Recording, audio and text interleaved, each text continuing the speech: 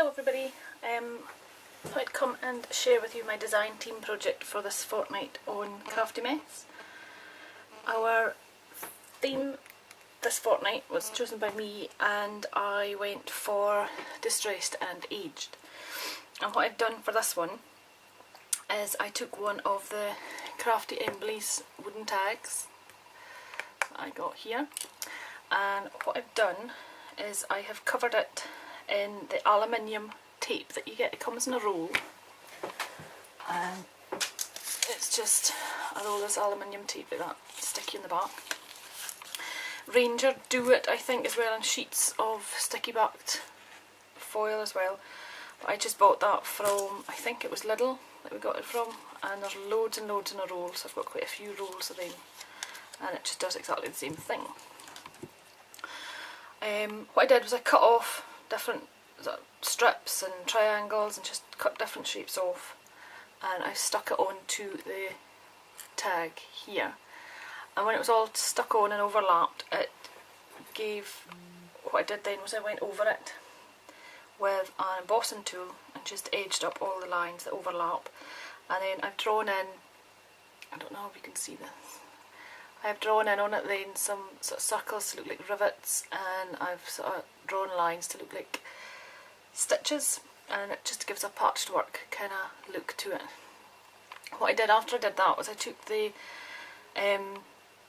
alcohol inks and I inked over it in, I think, was it ginger and slate, I think it was I used, and I inked over it all and let it dry. And then when I had dried, I took a sandpaper on my sanding blocks and gently sanded over it all over, and it's just brought back the sort of silver and then the foil of the silver of the foil.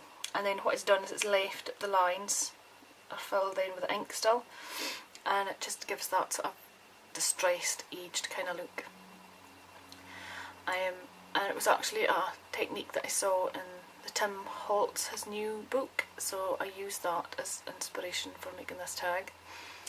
And then all I did after that was I took the vintage photo distress ink and I just covered it. I just took the ink pad straight onto it, covered the whole thing in the ink, and took my blending tool and just blended it in, and then heated it just to set that again onto it. And that's how the backgrounds come up like that. I then took a little bit of lace and attached it to the side here, and then put a spray of flowers over the top. There's some rolled ribbon roses in the bottom here, and some red and white buds, and I also put in some of the stamens, just put in here as well with it. These are some of my antique gold embellishments that I got from China. Put that on there. I added a light bulb that I got from Emily, thank you Emily, onto here, and I also attached on a little key. You can see that okay there. It's quite difficult to film. I'm not sure how this is going to come out because it's got the glare of the foil and stuff as well. So I added that on there onto the seam binding and the ribbons that I put at the top, and it's a fibre kind of, so I did them all in the browns to tie in with the colour on the tag, like that. This was it's a dimensional butterfly that I got as well from some of the, I'll just zoom in a bit on this one, I think, the charms that I got from China. And it's got, I just lifted the wings, you can see the wings are lifted up here, and it has this bit in the middle, and all I did with this middle bit was I filled it with some stickles, and I think it was the diamond and the, oh, is it Starry Night or something? It is the two colours that I filled that with in there. And then I'll come back out, and then here it was just some sticky back black bling that I had, so I cut off a swirl of that there, another one coming out from the spray here of flowers, and just a couple of the black pearls along here. And that is my design team project for this fortnight, and I think that's everything that I've done on it. I've showed you. So I quite enjoyed doing this. I've still got some glue strands, but what I did find is that this embellishments don't stick onto the foil, obviously. And I tried using the hot glue gun, but it just, as soon as it dried, it just went cold and just came off.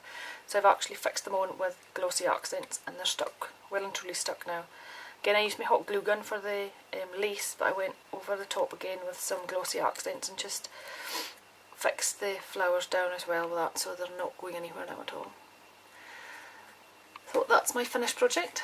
I hope you like it, and please come along in the next fortnight now and join in with us at the Craftymess Challenge Blog. I'll put a link below for you to come along and join in, and I hope to see some of your lovely creations there too. So thanks for watching, and I'll be back soon. Okay, bye!